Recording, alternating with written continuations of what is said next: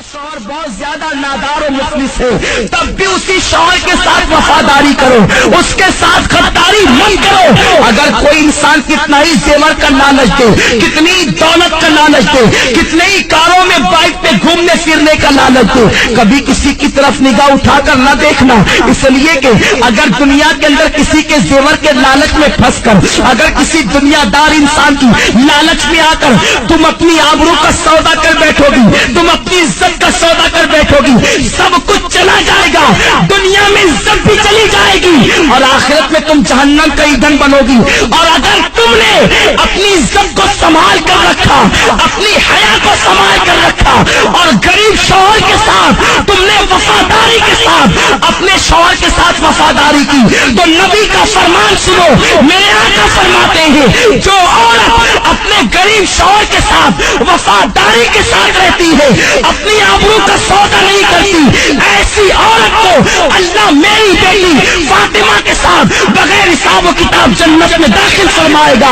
اب اگر تم بغیر حساب و کتاب جنت میں داخل ہونا چاہتی ہو سیدہ فاطمہ کے ساتھ، تو اپنی آبرو کا سودا نہ کرنا، کسی کے لالچ دینے میں نہ آنا۔ یہ زیور کیا حیثیت رکھتے ہیں، زیوروں کی کیا حیثیت ہے، سونے چاندی کی کیا حیثیت ہے، یہ اچھے لباس کی کیا حیثیت ہے، کاروں کی کیا حیثیت ہے، دنیاوی سواریوں کی کیا حیثیت ہے۔ جب تمہاری موت آئے گی تو سن لو، بڑھاپے میں مرنا ضروری نہیں ہے، جوانی میں بھی تمہیں موت آ سکتی ہے۔ اللہ اکبر، جب تمہیں موت آئے گی، اگر تم نے اپنی حیا کو بیچ کر زیورات حاصل کیے ہوں گے، یہی زیورات تمہارے بدن سے نکال لیے جائیں گے۔ اچھے اچھے لباس تم نے جو جمع کیے ہوں گے، وہ لباس بھی تم سے چھین لیا جائے گا اور تمہیں کیا پہنایا جائے گا، سادہ سا سمپل سا 2 گز سفید کپڑا جسے دنیا کفن کہتی ہے، وہ کفن تمہارے بدن سے لپیٹا جائے گا،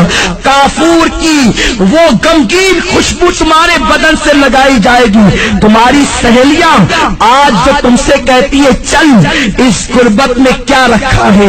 اس غربت میں کیا رکھا ہے، چل چل کر عیش کی زندگی گزار، یاد رکھنا ان ظالموں کی بات کبھی مت سننا۔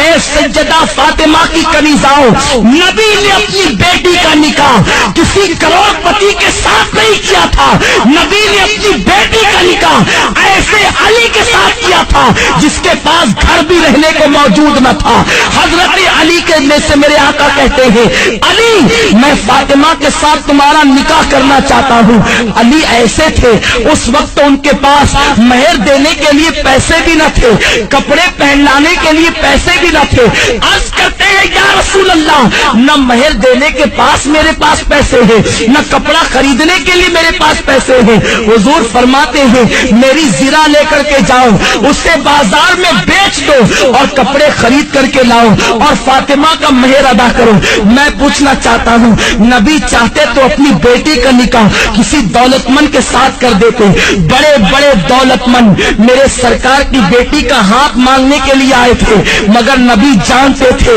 اگر میں نے اپنی بیٹی کا نکاح کسی دولت مند کے ساتھ کر دیا تو میری امت کی بیٹیوں کا کیا ہوگا،